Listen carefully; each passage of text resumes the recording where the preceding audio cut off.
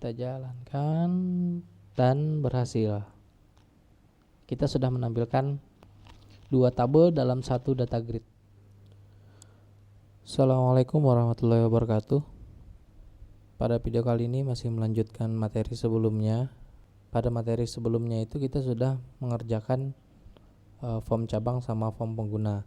Tapi kemarin form pengguna itu pada saat kita isikan data, kemarin kan form cabang untuk cabangnya ini pada form pengguna kita mengisikan data cabang kan, mengisikan cabang di dalam pengguna.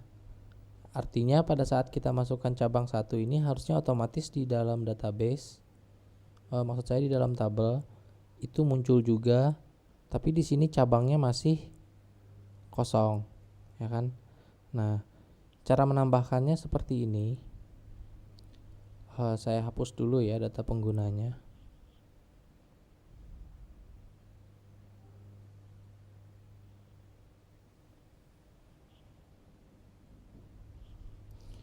Nah, saya coba isikan cabang 1. Misalkan namanya masih tetap nama saya ya. Levelnya misalkan admin, nama user.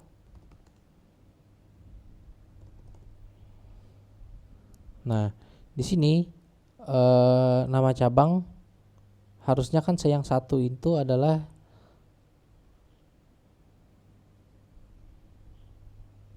cabang ID 1 itu adalah cabang Esparman. Nah, harusnya totalnya otomatis masuk gitu kan.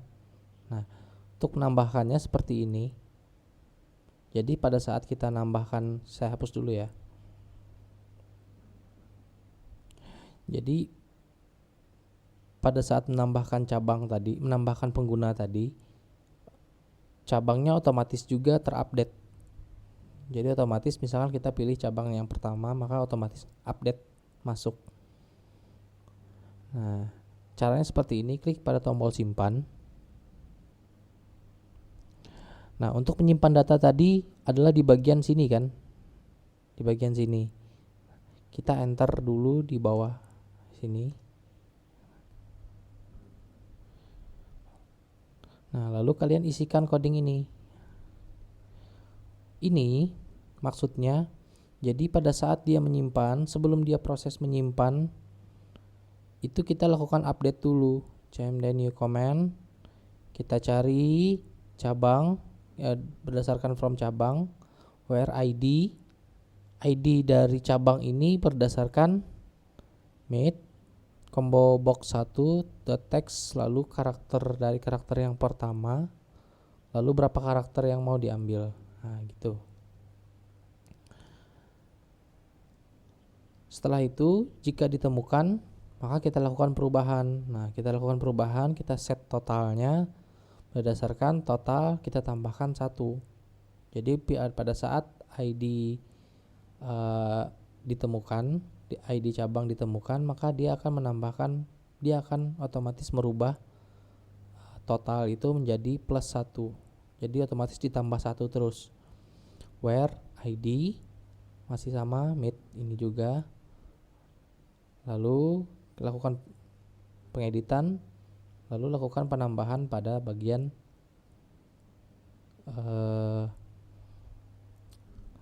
pengguna. Coba ya, kita run.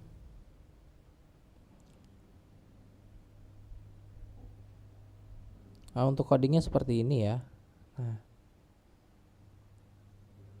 bisa kalian lihat.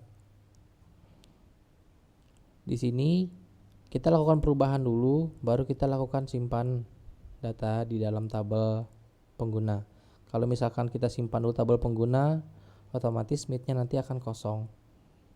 Jadi nggak bisa ngedit dia. Jadi kita lakukan penyimpanan di dalam tabel pengguna itu setelah melakukan perubahan di dalam tabel cabang. Jadi di dalam sini kita melakukan simpan dan juga melakukan edit. Kita coba jalankan. Tadi kita pilih cabang 1. Penggunanya adalah nama saya. Nah, di levelnya adalah admin, nama user Nahdi, passwordnya juga Nahdi misalkan. Saya simpan. Nah, harusnya di sini cabang ini, di tabel cabang akan otomatis nambah 1, ya kan, yang ID satunya. Yang ID 1. Kita buka cabang. Nah, berhasil. Misalkan kita tambahkan lagi di cabang yang sama atau cabang yang cabang satunya, misalkan cabang kilometer 27.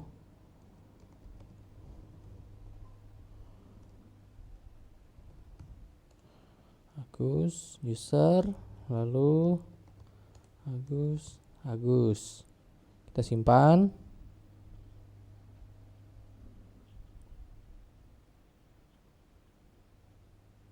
Nah, otomatis dia juga nambah 1. Selanjutnya kalau kalian nambah data lagi, dia akan sama ya. Otomatis juga dia akan nambah 1. Nah, dengan coding ini kalian juga bisa melakukan pengeditan data, maksudnya perubahan data. Jadi pada saat data itu terubah, dia nyari dulu ID dari cabang, lalu melakukan perubahan. Perubahan yang pertama adalah pada saat diedit itu dia mengurang total cabang yang sebelumnya, lalu dia akan otomatis menambah total cabang yang baru. Nah, seperti itu. Coba nanti kalian bikin di rumah caranya seperti apa. Kalau sudah nemu itu, maka untuk melakukan penghapusan juga sama. Dia nyari dulu datanya yang ID itu. Pada saat kita mau hapus, setelah ditemukan ID itu, dia mengurang data, lalu dia mengurang total yang ada di dalam tabel cabang, lalu lalu menghapus tabel data pengguna itu. Baik.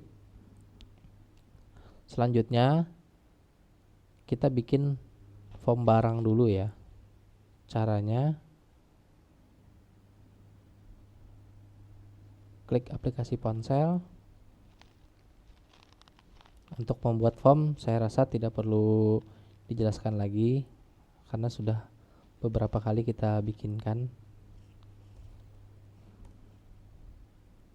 Kita bikin barang. Nah, form barang itu kita bikinkan dulu tabelnya. Barang itu ada 8 field. Yang pertama tentu ID, integer, indeksnya primary, auto incrementnya kita aktifkan. Lalu nama barang,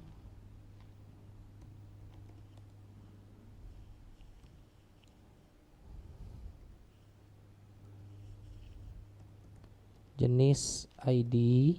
Oh ya, berarti nanti sebelum kita bikin form barang, kita bikin dulu jenis ya, tabel jenis.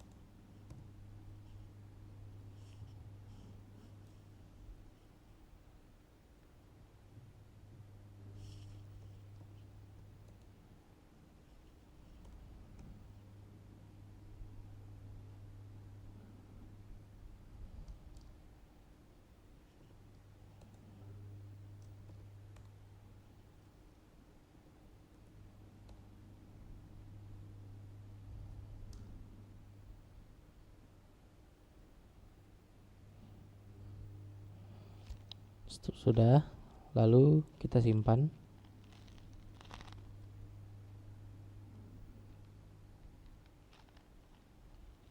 Kita bikin lagi satu tabel yaitu jenis.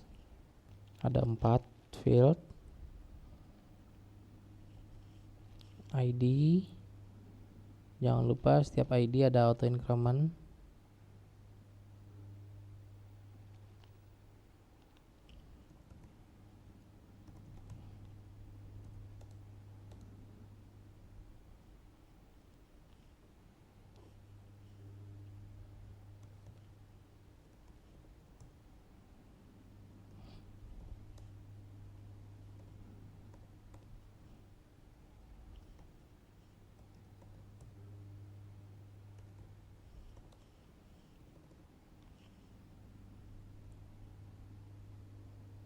Nah, kita simpan.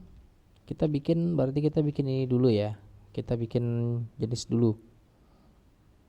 Caranya ya kita bikin form baru lagi lah.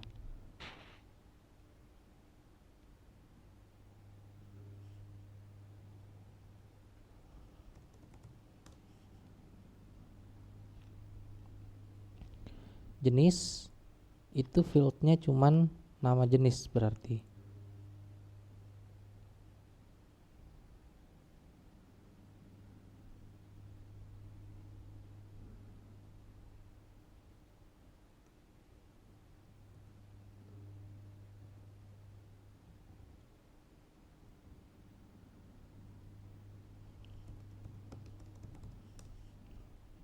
Nama jenis,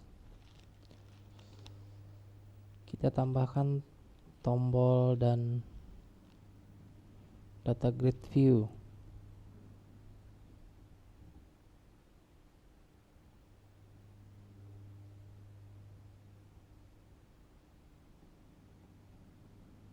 Untuk koneksinya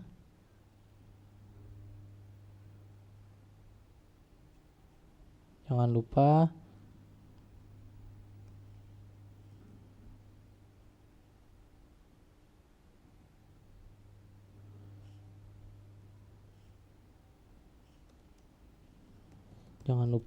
import sistem data ODBC. Lalu kita bikinkan subgrid.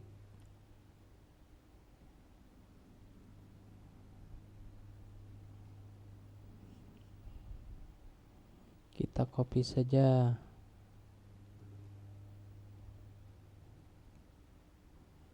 Kita sesuaikan.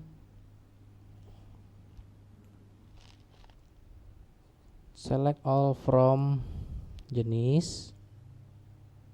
Di sini juga jenis. Di sini jenis, nama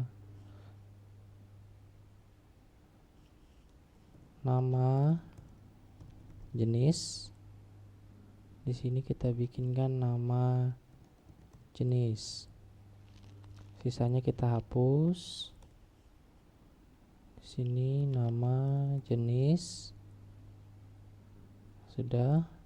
Kalau sudah kita panggil di sini koneksi data grid.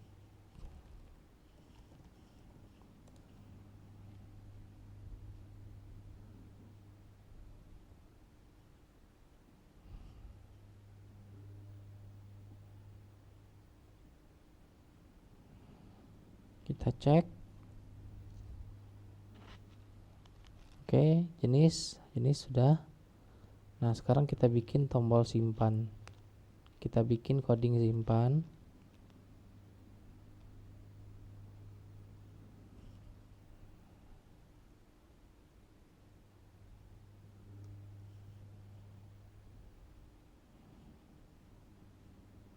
Klik tombol simpan.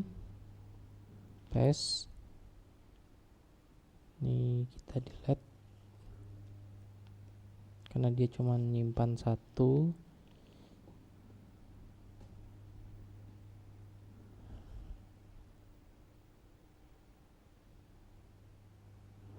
Nama jenis. Sini juga nama jenis.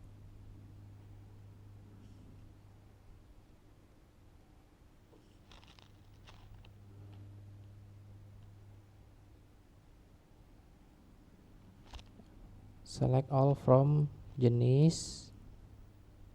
Ada lagi nggak yang cabang? Oh, di sini jenis. Kita coba. Bentar, saya setting dulu biar tampilnya di tengah.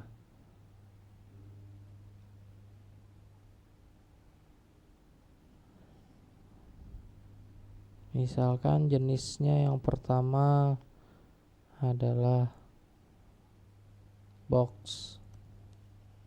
Simpan.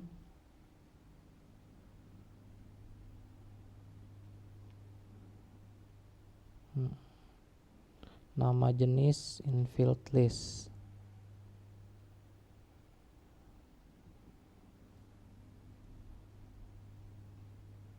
Oke, kita coba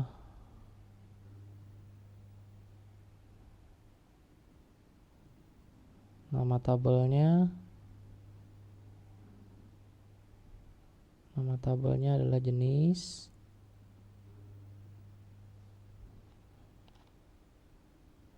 Oh, di sini masih belum jenis. Nah, kita coba lagi. Box, kita simpan dan berhasil.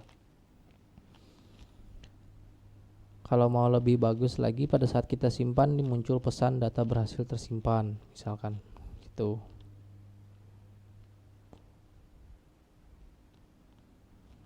Lalu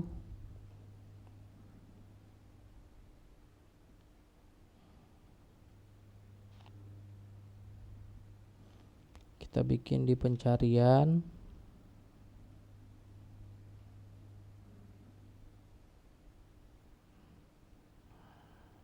Untuk pencarian saya ajarkan biar menghemat waktu.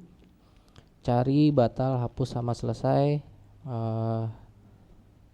Saya tugaskan ke kalian bikinnya. Silahkan kalian bikin. Yang jelas coding editnya juga sudah ada. Editnya masih belum bisa karena pencariannya masih belum kita selesaikan. Nah, biar menghemat waktu, saya lanjut ke bagian barang. Untuk di barang tadi ada 8 field, ya kan?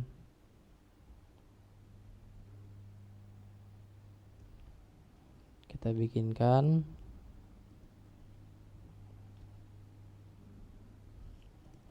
nama barang, lalu ada jenis barang, ya kan? Ada jenis barang.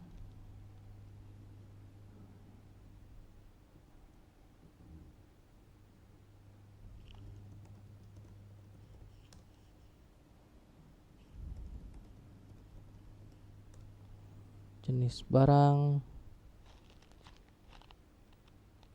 dan banyak ya. Harga beli, harga jual.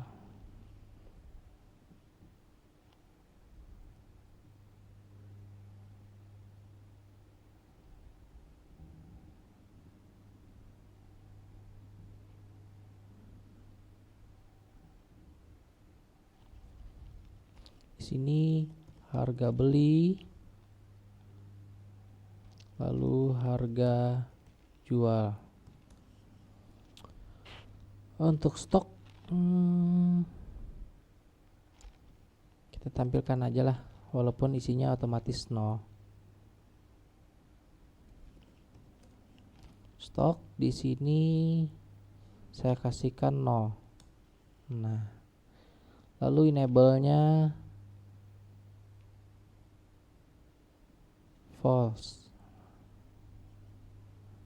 Jadi dia tidak bisa diganti-ganti.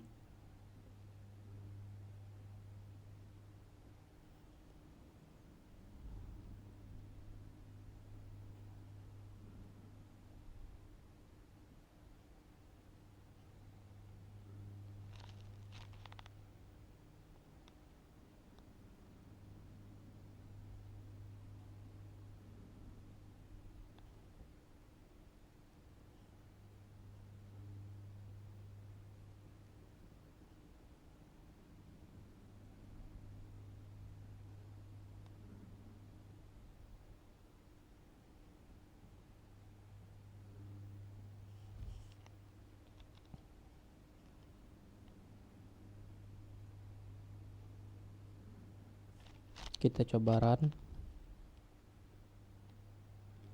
Oke, stoknya sudah tidak bisa diklik-klik. Masih ada tugas, kalian bikinkan form barang ini.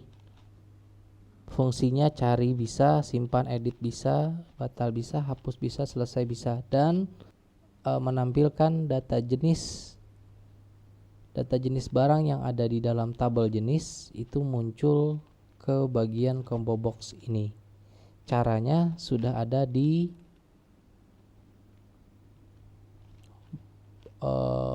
pengguna. Kemarin kita sudah belajar menampilkannya lewat combo box. Nah, silahkan kalian bikinkan seperti itu. Sama, tinggal kalian ganti field-fieldnya aja. Nah, lalu kita balik ke form pengguna dulu. Saya kelupaan masih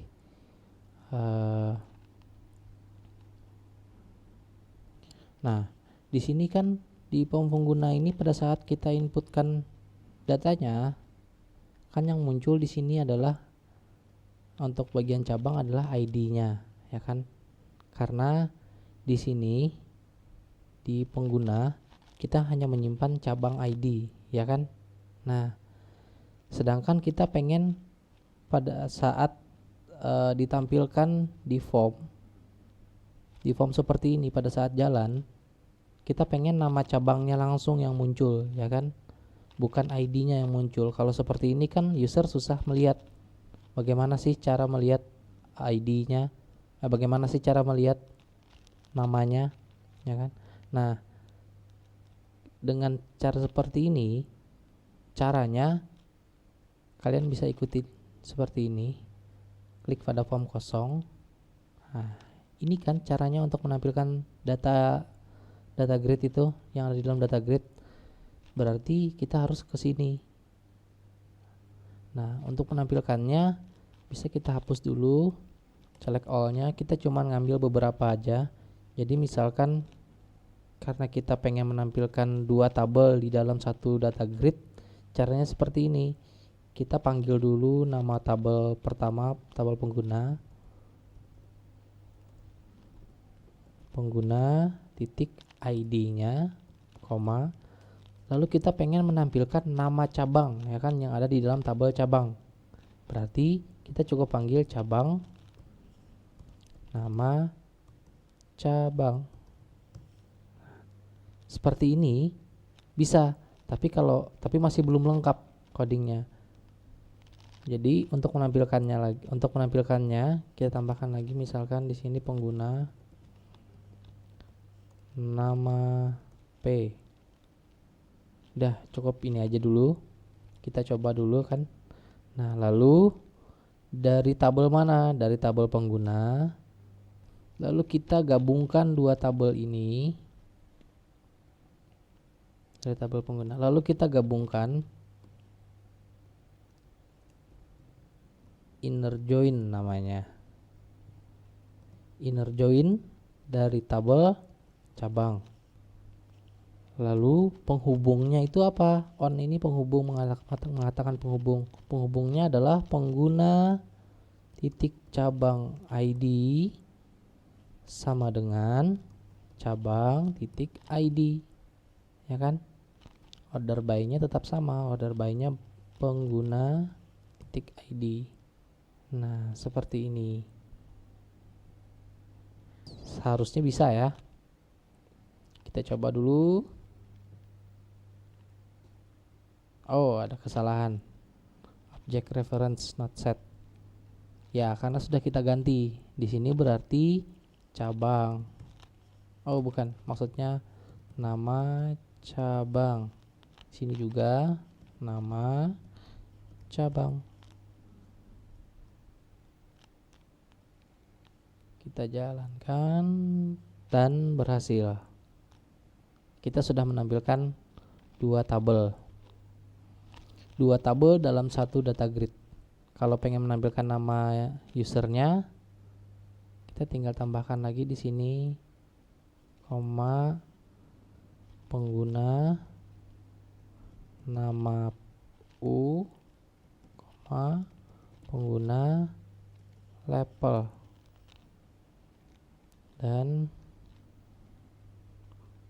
muncul seperti ini.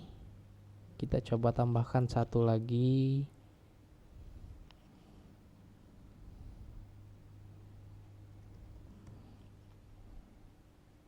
User, kita simpan dan dia muncul nama cabang, dan juga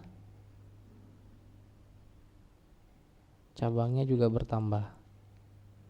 Kita tambahkan satu lagi, misalkan yang